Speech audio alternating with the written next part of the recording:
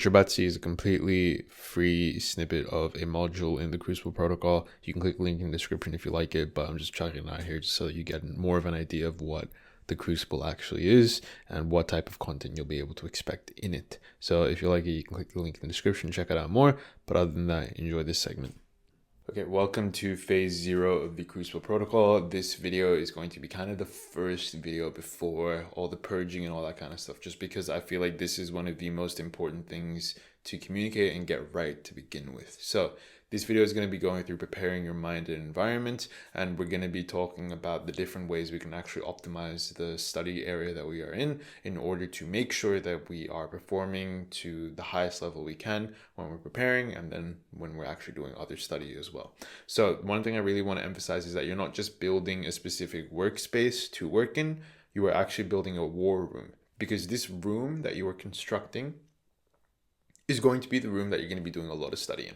And for the next few years, if you keep these principles and stuff in mind, this will be the room that allows you to keep going through all your studies at a really high level. And then as a result, you can create a lot of really cool stuff in it as well. So keep that in mind, that this isn't just me talking about how to build a room. This is me talking about how we can create a war room. So the agenda on this video is we're going to discuss the importance of an effective workspace as well as the nuances between them. We're going to understand the impact of various objectives around us, objects around us in the workspace. Then we're going to be deciding what items to purge, as well as how we can create these things called cognition zones. And then we're going to be going through unconventional rituals that you should try and do. They are a little bit cringy, but they're quite effective in the outputs that they do result in. So you should try and keep that in mind. Then we're going, at the end of it, we're going to discuss the mirror challenge as well. So at the end of the session, you should be able to understand exactly how your workspace affects and defines you, as well as design your own protocol for effective and deliberate study. And you're also going to be able to understand the impact of various objects around you and how that can take place in other aspects of life as well. So one thing I really want to emphasize is that this is not a video on how we can make a desk setup. We're not going to actually go through step by step. This is what you need in your desk. Make sure that your monitor is 45 degrees to your, we're not going to talk about that stuff, because honestly, I don't really think it matters what your desk has on it. Rather, it's just if it helps define the progress that you want to make. So it's not going to be you should have this object, this object, this object. Rather, it's going to be I'm going to teach you how to actually understand and define the objects that help you output good things. So one thing I really want to emphasize is that every object in your room is either sharpening your mind or it's dulling it. There's no such thing as a neutral item. And there have been multiple studies that have actually discussed this, where people think like, oh, just because, it's around me, it doesn't have any impact on me. That's not true at all, right? So every single item that is in your peripherals actually has an impact on your mindset and your state. For example, let's say you just had your phone on your desk. It wasn't buzzing, it wasn't doing anything, it was just there. That still plays a toll on your mind, where it's like, oh, did I maybe get a notification? Oh, did I maybe do this, right? If you have a bunch of other fiddle toys and fidget toys around your desk, that's going to distract you as well. If you have, a different monitor pulled up and that has nothing on it, and maybe a live stream of some kind, that's going to have an impact on you as well. So there's no such thing as a neutral item in this protocol. Every single thing is there to either cause a hindrance or create progress. So your environment is either priming your performance or it's punching holes in it. And later on, these holes will actually become much more impactful and much more prevalent and much more annoying and harder to fix. So keep that in mind when we're going through this video. So I'm going to do a little practical experiment on you. Which one of these desks, I'm going to show you two, would you rather study on? Here's desk 1. Here's desk 2. Desk 1. Desk 2. Which one would you rather study on? I'm going to probably say you picked desk 2.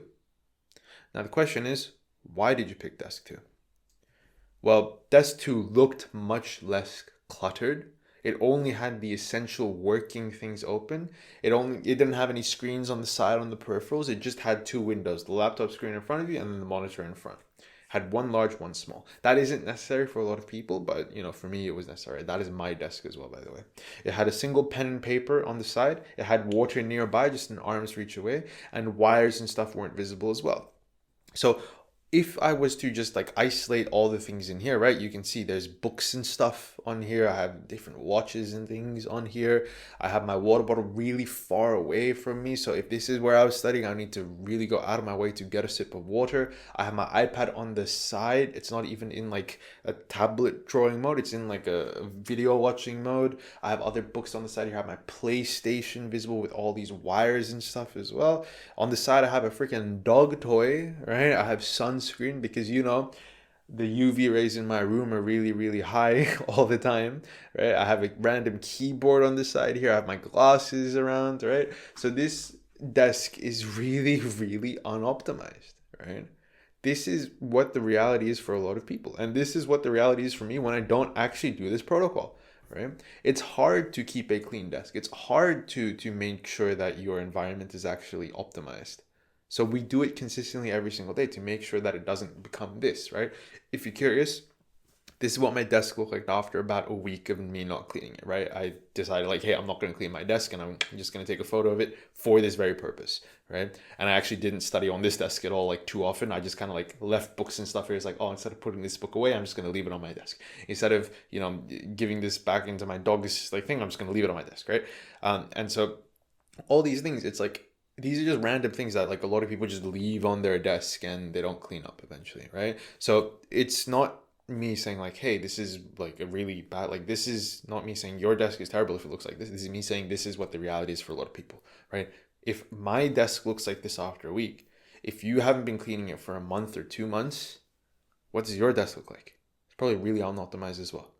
So you need to make sure that you are actually performing this protocol consistently. Look at how much cleaner this is, right? It only has the bare necessities on here, yeah?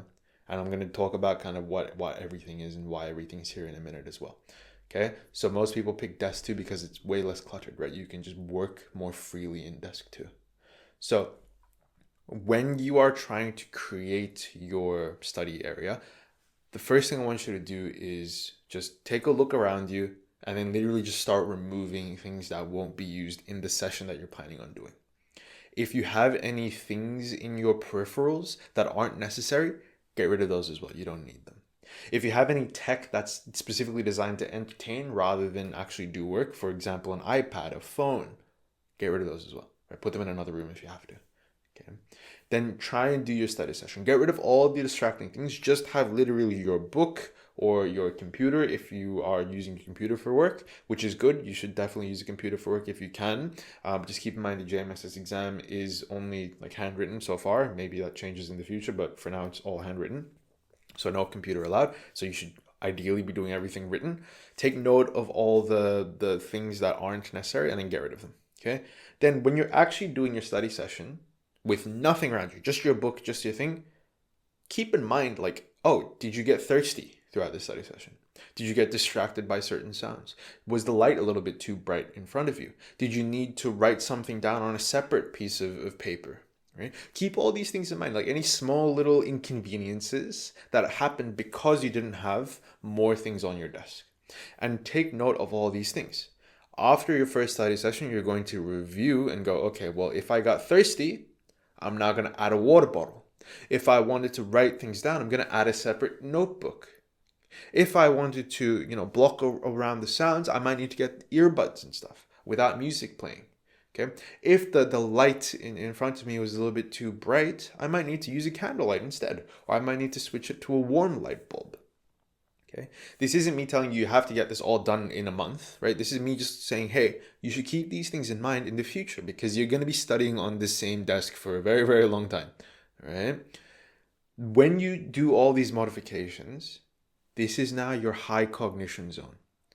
And this is kind of something that's really, really important to keep in mind because a lot of people, they think that they can just study anywhere and still get the same amount of work output. That's not really true because imagine that you went on a trip overseas or interstate or something and you had to take a different shower because it's all moved around weirdly. You had to sleep on a different bed. The entire environment around you is different and it's just all kind of convoluted. You stay there for 2 or 3 months overseas or whatever it is, and you come back to your house. The first night of sleep is going to be incredibly refreshing. Why? The first thing you think when you get home is, home sweet home. Why is that? It's because your home is your zone. That is where you get most things done. That's when you're the most relaxed. That's when your brain is actually focusing on the correct things. That is your high cognition zone. So if we have high cognition zones for our sleep, if we have high cognition zones for our cooking, if we have high cognition zones for our bathroom and things like that, why don't we have one for our study? We do. So a lot of people, they think, oh, I can just study wherever. I have to go to a cafe to study, and that's my high cognition zone. It's like, no, that's not your high cognition zone. You just haven't emulated that in your workspace. You just haven't been able to emulate that, right? People who say like, oh, I'm really, really productive when I go to a cafe and I'm able to focus at a cafe, right? The thing they're actually able to focus on, it's the smell of the coffee, it's the taste of the coffee or whatever like things are there. It's the ability to get snacks and things when needed, right? Some people are just there for show as well. Just by the way, some people just think they look really, really cool when they're studying in a cafe versus when they're studying at home. And it makes for fantastic YouTube videos and things. It's like, oh yeah, I'm studying at a cafe for 12 hours, right? So a lot of people just do that. But for most people, right, they just haven't realized the conditioning that allows them to stay focused. Okay. If you think you study well in a library, it's not that. It's just the effect of having multiple people around you that are also really, really studious, having books around you as well.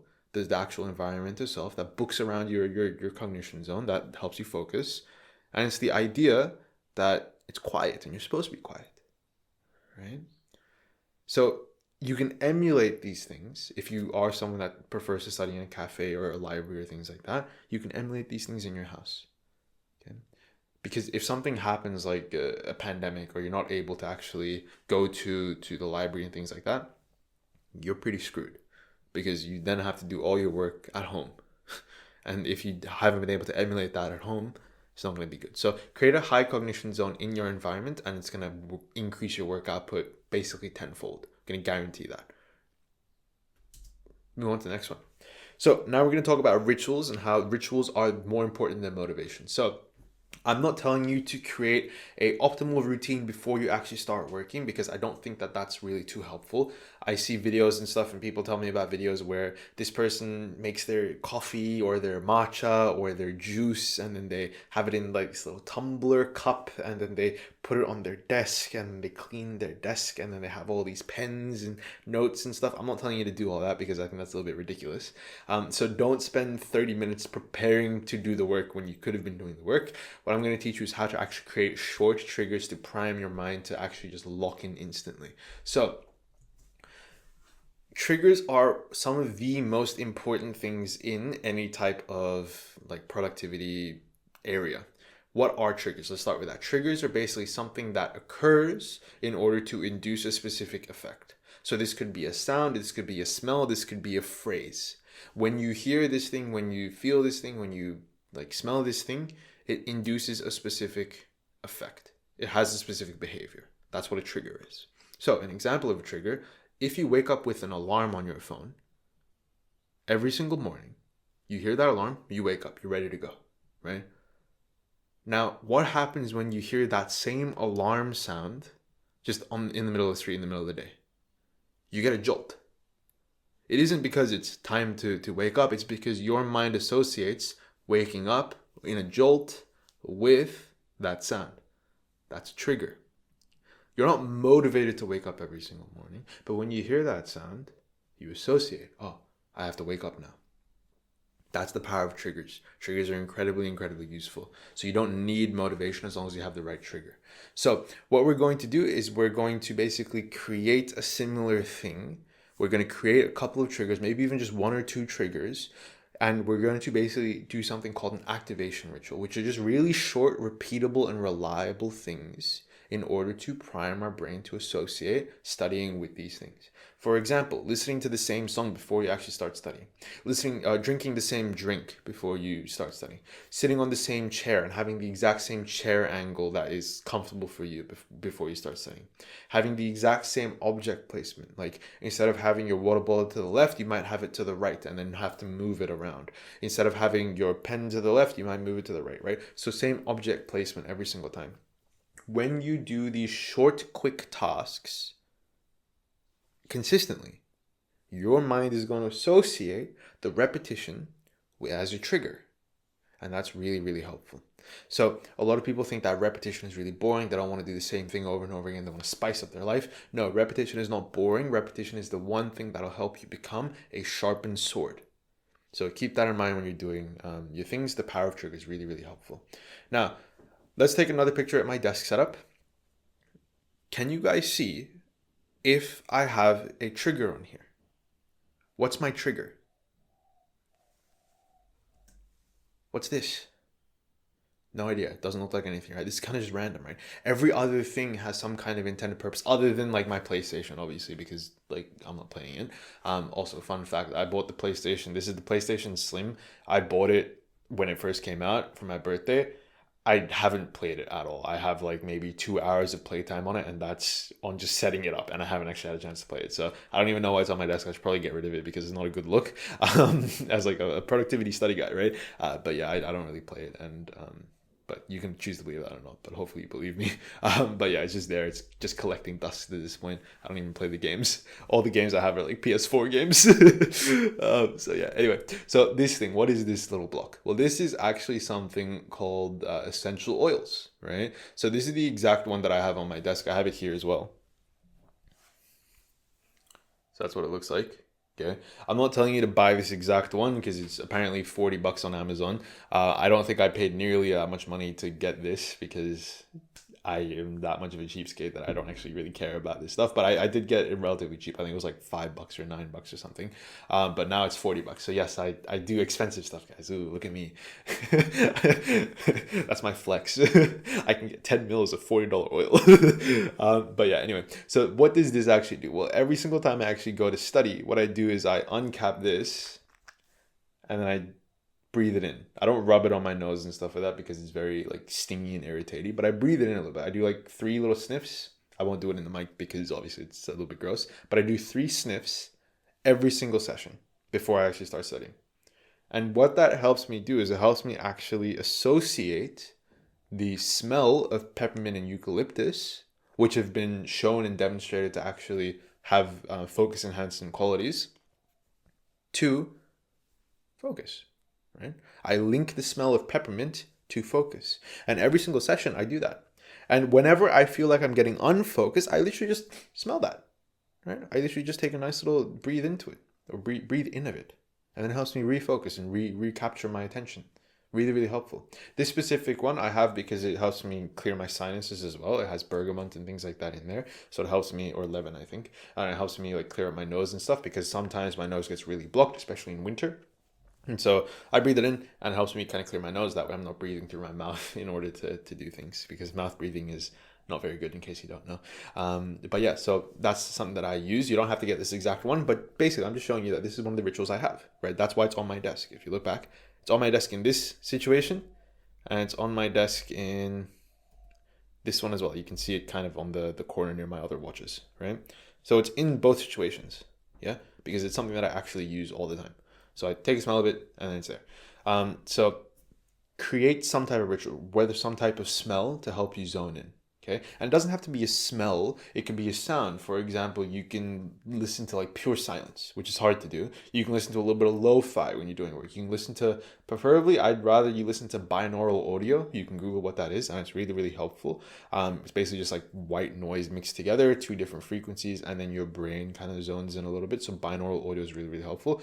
You can listen to freaking war drums if you want to, right? I have one student that actually listens to like this kind of tribal music to prime themselves to study. And I'm like, you know what, dude, do whatever you want. I don't care as long as it works. Okay. Binaural audio has been shown to have enhancement in focus and qualities as well. So if you want to listen to anything, listen to that.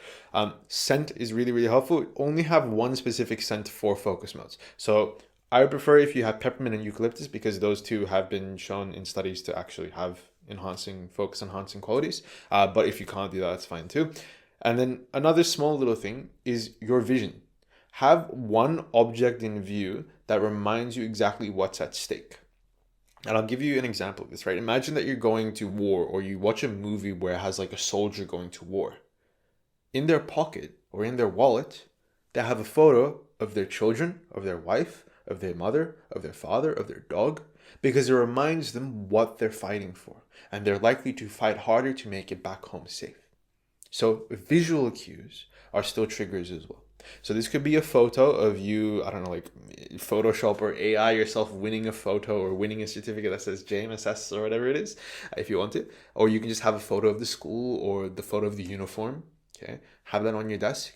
You can have a date, so you can have whatever date the exam is on and have that plastered against the wall or something like that. Or what I prefer you have is a countdown. Okay, you have a countdown on how many days you have left till the exam.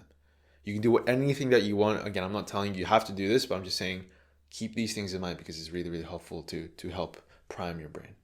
Now, here's when we'll actually get cringy. So we've discussed how to create high cognition zones. We discussed how to get rid of the items that distract us, the purge. We've discussed different triggers and things like that. And how do we actually apply all these things in a protocol before we start studying? So what I'm going to talk about is this really, really cringy thing, which is the idea of a meditation mantra protocol. So before you start studying, I want you to stand and breathe in 4 times. Breathe in nice deep breaths 4 times. Okay? Do that 4 times. And then hold your breath for 7 seconds. And then breathe in again for 4 more seconds. Hold it for 4 more seconds. So that's 8 seconds. Then breathe out for 8 seconds. And now you're in a much more calm mind state to actually do the work you need to do. Now, once you do this breathing meditation, I want you to review your objective for the session. Not just like what task you need to do, but what's the actual goal of this study session? What are you going to try and improve on? Keep that in mind. And then you're going to say something called an anchor word out loud. An anchor word is basically something that helps you prime yourself in order to actually focus on things. So, for example, you could say the word discipline out loud. You can say the word precision out loud. And when you do that, you zone in and then you begin your work. And it sounds unbelievably cringe and crazy, but I'm going to show you a cool little clip from the Cars movie that kind of helps you understand how this works as well. Okay, here we go. Focus. Speed. I am speed. 1 winner. 42 losers. I eat losers for breakfast. Breakfast? Maybe I should have had breakfast. A little brekkie could be good for me. No, stay focused. Speed. I'm faster than fast, quicker than quick. I am lightning. Hey, Lightning, you ready?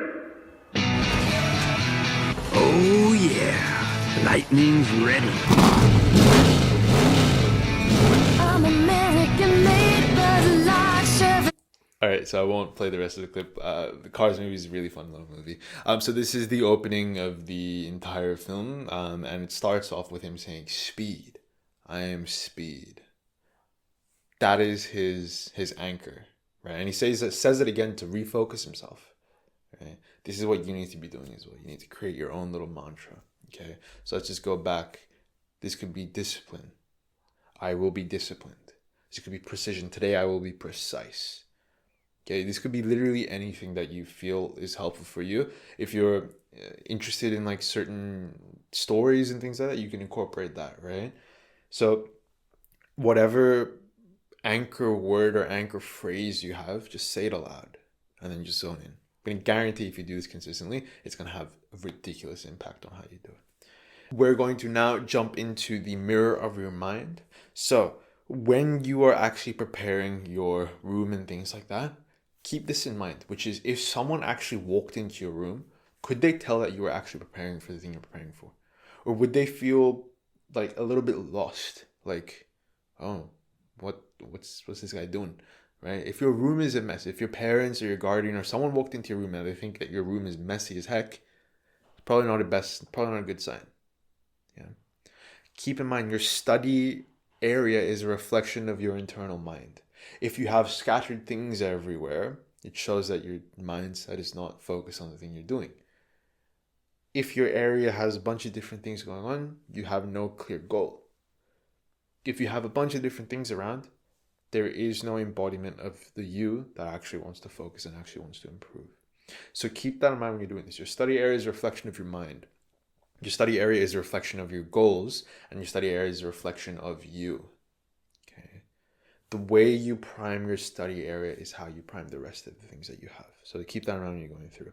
Now, before and after every session, I want you to stand in the middle of your space, like literally stand in the middle of your room and then just take a look around. And then ask yourself, maybe even say it aloud if you want to, does this environment respect what I'm trying to become? And if it doesn't, then change and keep everything else that we've talked about in mind. No excuses. Before you start, then after you finish as well. Okay? Keep all that stuff in mind. Anyway, guys, hopefully that helped. I'll see you in the next video. The next one's going to be a good one. So hopefully that helped. Hopefully you took notes and stuff. Make sure that you are taking breaks when you're going through these videos because they're quite in-depth. They're quite thorough. So I don't want you to just binge through all of them in a day. Please make sure you are taking breaks and, revising stuff on your own time as well. Use these as kind of small little breaks between sessions of study. Okay. So I'll see you in the next video, hopefully. Take a little break and then we'll jump in and continue on.